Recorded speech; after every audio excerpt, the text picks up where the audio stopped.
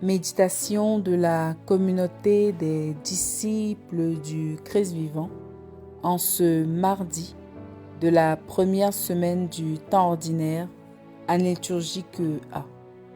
Première lecture. Lecture du premier livre de Samuel au chapitre 1, les versets 9 à 20.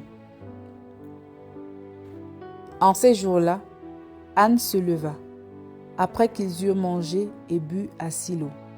Le prêtre Élie était assis sur son siège à l'entrée du sanctuaire du Seigneur. Anne, pleine d'amertume, se mit à prier le Seigneur et pleura abondamment.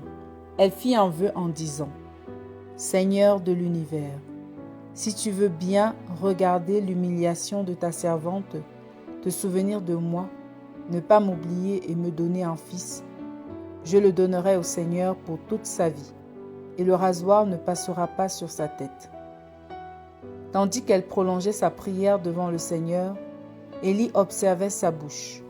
Anne parlait dans son cœur, seules ses lèvres remuaient, et l'on n'entendait pas sa voix. Élie pensa qu'elle était ivre, et lui dit : « Combien de temps vas-tu rester ivre ? Cuve donc ton vin. » Anne répondit : « Non, mon Seigneur, je ne suis qu'une femme affligée. Je n'ai bu ni vin, ni boisson forte. J'épanche mon âme devant le Seigneur. Ne prends pas ta servante pour une vaurienne.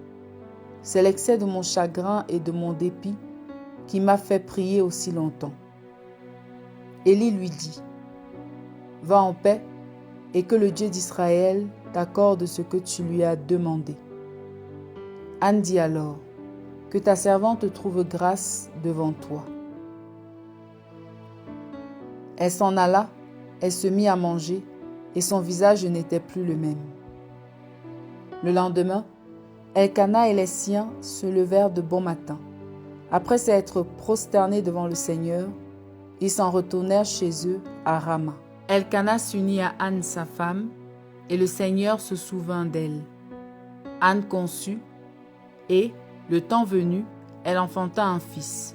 Elle lui donna le nom de Samuel, c'est-à-dire Dieu exauce, car disait-elle : je l'ai demandé au Seigneur. Parole du Seigneur. Méditation. Frères et sœurs dans la foi, que le Seigneur dans sa toute-puissance nous bénisse et nous garde. Aujourd'hui, le texte de la première lecture nous pousse à l'espérance. L'espérance de ceux qui se confient en Dieu et qu'il n'oublie jamais. En effet, dans ce texte, nous nous retrouvons au temple avec Anne, une femme mariée, aimée par son mari, mais qui n'a pas d'enfant. Il lui manque quelque chose qui souvent définit la femme, la maternité. Malgré cette situation et le nombre d'années d'attente, d'angoisse, de moquerie, d'humiliation, Anne monte chaque année avec son mari Elkana au temple. Elle demeure fidèle à Dieu, même sans avoir vu son plus profond désir exaucé. Cette fidélité dans l'épreuve nous manque souvent. Cette endurance, cette foi inébranlable en notre Rédempteur. Une autre particularité de cette femme est sa sincérité. Elle se présente à Dieu telle qu'elle est. Elle ne masque pas sa souffrance, mais aussi garde le respect de Dieu et de sa souveraineté. Elle ne parle pas à Dieu n'importe comment, parce qu'elle souffre et attend son exaucement. Souvent, nous nous croyons justifiés de dire n'importe quoi au Seigneur sous prétexte que nous souffrons. Nous lui posons des ultimatums, nous le menaçons et bien d'autres. Pourtant, Anne fait plutôt une promesse à Dieu.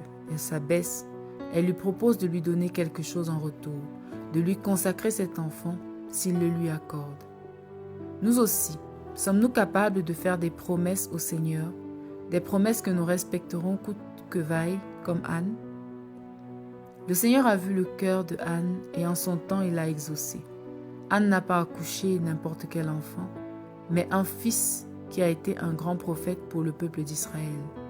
Après lui, Dieu lui a donné beaucoup d'autres enfants.